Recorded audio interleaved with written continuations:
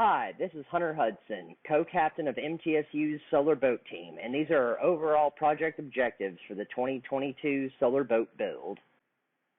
Our main objectives were to rebuild the program from the fallout from COVID-19, to enhance interpersonal and professional skills for each of the team members, to develop an understanding of each subsystem and the integration it consists of, and to compete in the International Solar Splash event with a top 3 finish overall.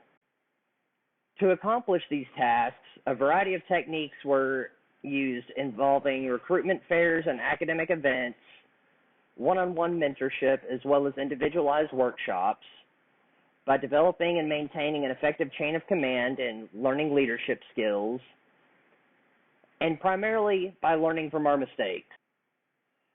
And now here's a short testimony from Mr. Max Rauch, a graduate assistant in the Masters of Science of Professional Science in the engineering management field.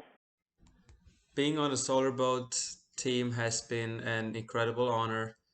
Not have I only learned new technical skills, more importantly, I have improved my management skills in managing the part of the project, delegating tasks, and overall also improving my motivation and leadership skills, which are crucial in such a big project. Keeping every member on the same page, have every member work towards the same goal at the same time is crucial in order to work as efficiently as possible and try to get the task done in time. In addition to perfecting and honing leadership skills, one major change that was used in this year's model was a complete hull redesign that focused on weight reduction. Also, continuity of the program was of great concern, so a mold was first constructed so future generations of solar boaters can use that if they so choose to.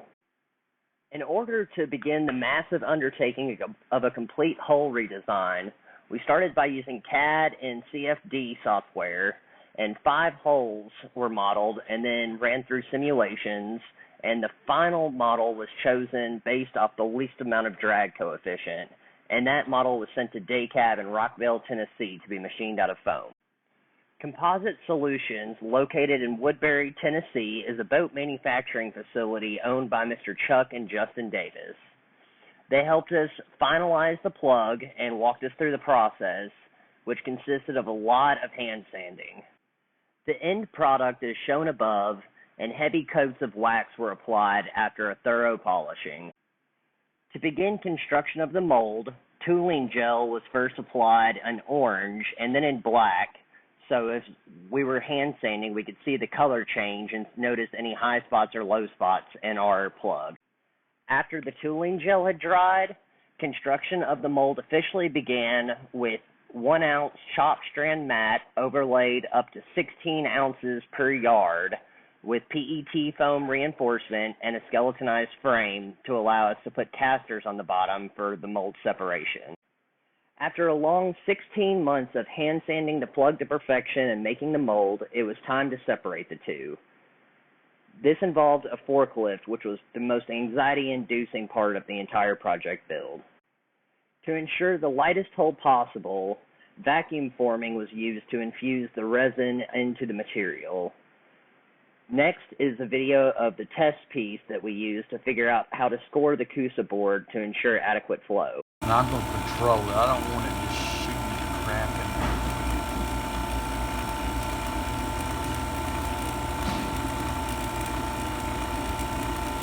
there. Look at it run, Tom. Yeah. Sure is, isn't it? Well, one reason it's running, I know one reason it's running, so that's no deal. I mean, I knew that was going to sharp edge right there, so right. I got that bridge in. After careful consideration, basalt skin was used, sandwiched between polyethylene terephthalate foam as the core material, and the mold was precisely loaded and then pulled under vacuum for 24 hours to ensure no air is pumped through while the resin's being sucked through. Our first attempt at pulling apart from the mold turned out absolutely spectacular with almost a perfect 1-to-1 ratio of material to resin. However, floor reinforcements were needed to make the hull structurally sound, and these were hand laid in after the fact.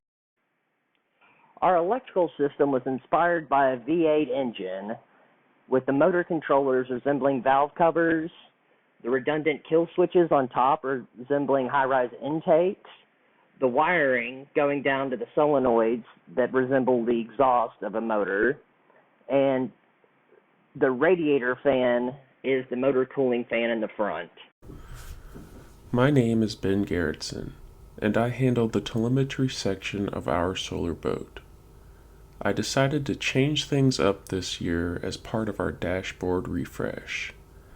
I did this by installing a touchscreen and a low-power computer to handle data logging and setting changes for our Morningstar solar receiver as well as our Alltrax motor controller software. I come from a background in small business management before making a career change into healthcare IT, and now I'm in school for information technology management and leadership.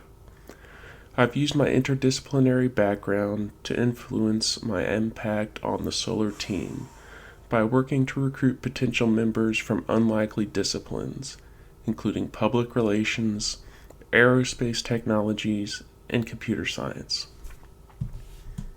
Our innovative drivetrain setup is a hybridized version of an inboard and long-tail drivetrain.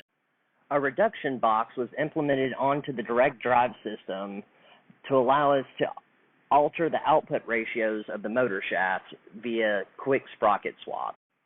After several test runs, it was determined that an additional transfer case was needed, which allows the center line of the drivetrain to be parallel to the lowest point of the transom, allowing for a fully submersible propeller rather than a surface-piercing propeller.